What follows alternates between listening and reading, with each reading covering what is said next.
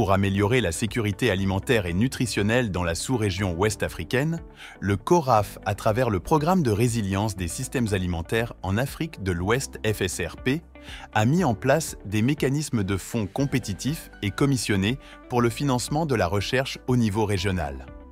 À cet effet, 7 projets de recherche ont été retenus pour être financés, à savoir le projet biostimulant, le projet échalote, le projet SEMF AO Sahel, le projet soja, le projet Sri hybride, le projet fruitiers locaux et le projet biorisque. Chaque projet est doté d'un budget bien défini et la somme totale des budgets des 7 projets s'élève à 3 753 452 $ US. Afin de mieux analyser ces projets, le CORAF a organisé du 24 au 26 avril 2024 des journées des subventions de ces projets dans le cadre de la mise en œuvre du FSRP en Afrique de l'Ouest.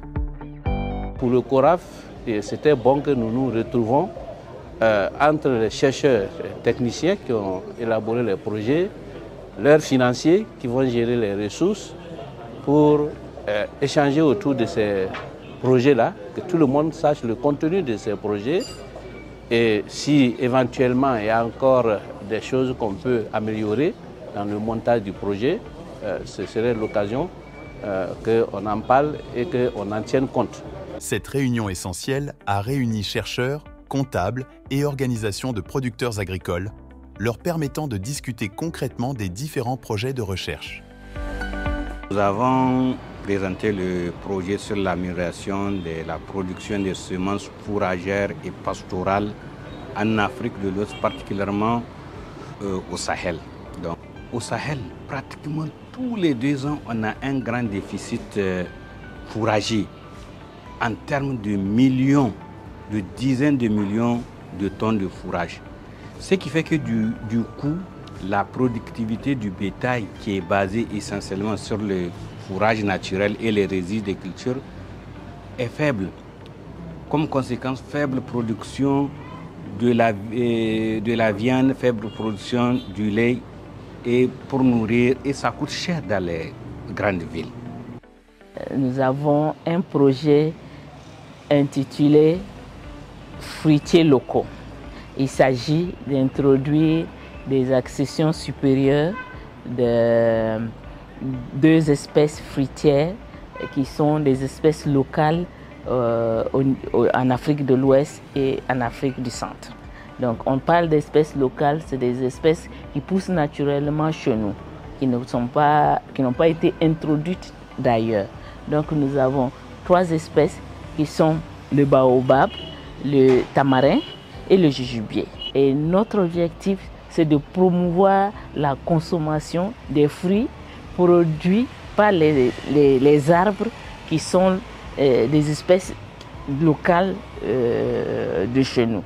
Les espèces locales comme le baobab, le tamarin et les jujubiers sont généralement négligées, alors que ces espèces-là sont très riches, sont souvent même plus riches dans certains éléments que ces espèces exotiques. L'objectif ultime de l'atelier est de partager le contenu des propositions de projet, afin de recueillir des suggestions, les procédures de gestion financière, de passation de marché, de sauvegarde environnementale et sociale avec les consortia d'institutions. Cette formation est la bienvenue.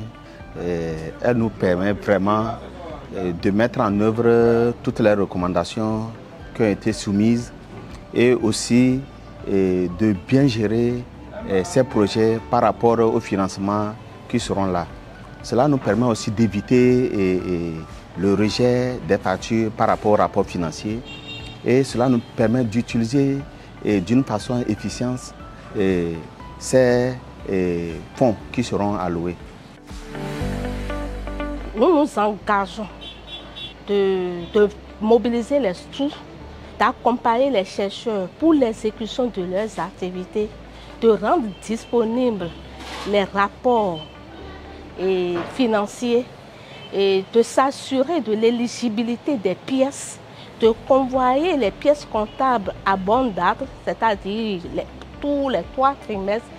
Et nous nous engageons à s'assurer de l'acquisition de faire les acquisitions suivant les normes du pays, tout en tenant compte des normes du CORAF et pas ricocher les normes du bailleur de fonds qui est la Banque mondiale. Avec son engagement sans faille dans la recherche agricole, le CORAF œuvre pour le développement de solutions innovantes et adaptées aux défis rencontrés par les agriculteurs de la sous-région ouest et centrafricains. Tous ont dit qu'ils travaillent avec les OP, mais nous on veut arriver à des conventions. Donc les différents groupes n'ont qu'à faire des conventions avec les plateformes nationales des paysans ou en tout cas des coopératives pour que demain, nous aussi, réseau régional, nous puissions suivre. Pour les chercheurs, on a commencé à envoyer les ressources dans leur compte. Et donc pour eux, c'est de tout de suite aller sur le terrain pour la mise en œuvre donc, de leur programme.